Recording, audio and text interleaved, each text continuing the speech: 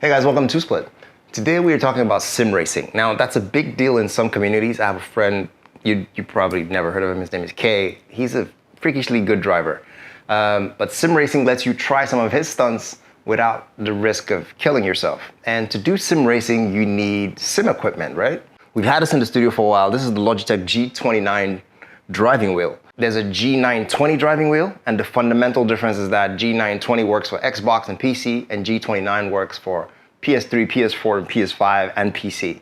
So go figure which one gives you more value. So this typically comes on its own, but you can find some bundles where you can buy it with the force shifter. At the time we bought it, if you had to do the value for value, it was about $150. Right now, you probably won't find it for less than $200 plus, maybe $250 in combination. There is a newer version, just the G923 if I'm not mistaken. I will tell you if it's worth even upgrading to that from this, or you should just go ahead and buy this if you're just, especially if you're just getting into sim racing, you want to get into how it feels. By sim racing, I mean simulation racing, right? Getting the real feel for the wheel and so on. So I'm gonna pop this open and we're gonna get into it. Let's go.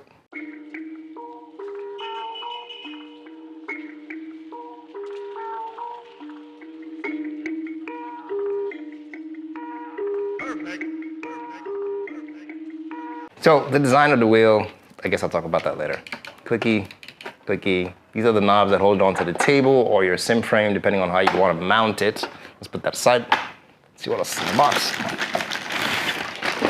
These are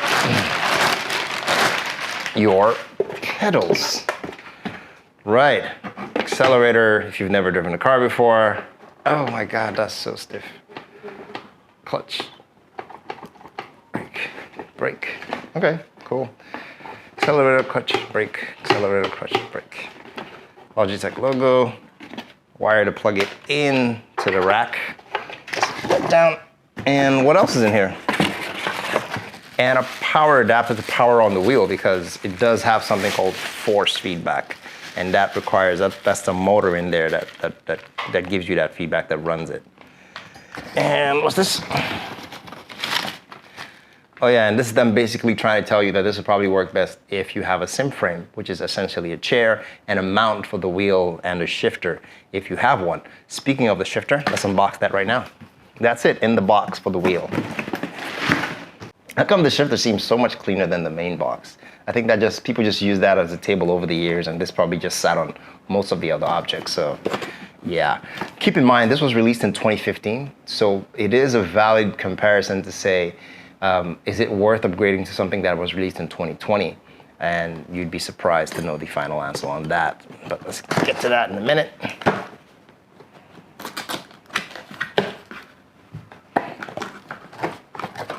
Okay.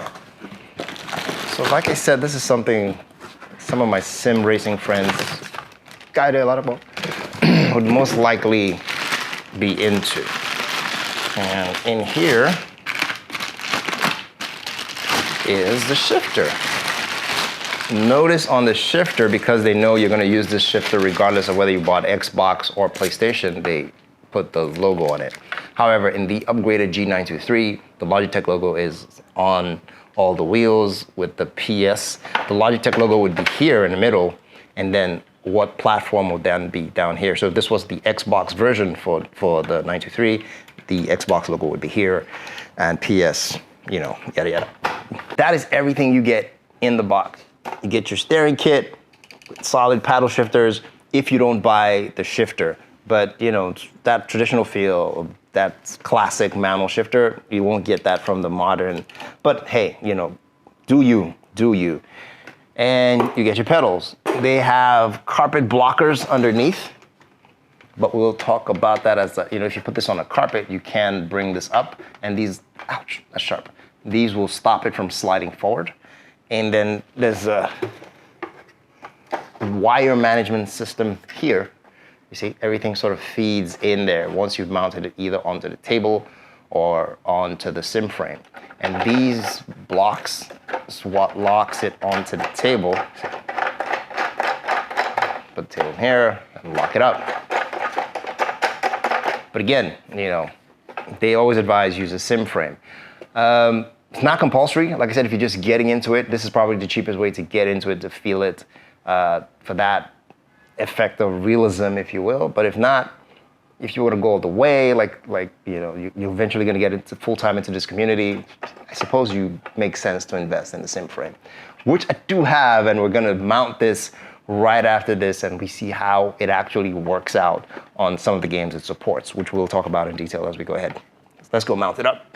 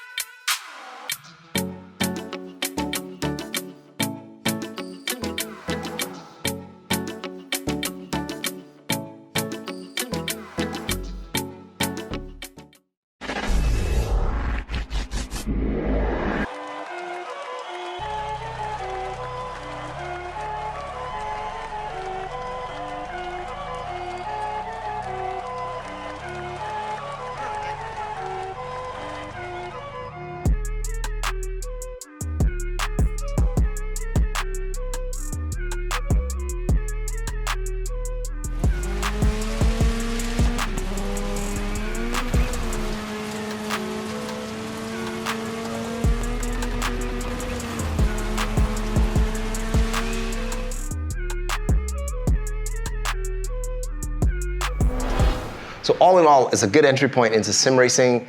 It's not going to be too expensive for you. That way you can know if you want to commit or not. And then again, the argument would be, if you don't feel how it is in form of simulation, would you be able to commit?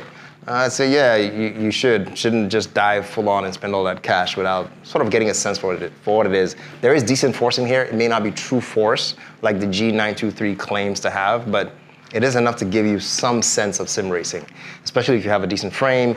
Any good old chair with good bolsters should do you just fine. And that's my time. If you guys want to have any questions about this, have more questions, you want me to do more videos around which games to support, etc., please leave me a like and subscribe. And I will see you guys in the next one. I'm just gonna go get some virtual speeding tickets and I'll let you know how it goes. Take care.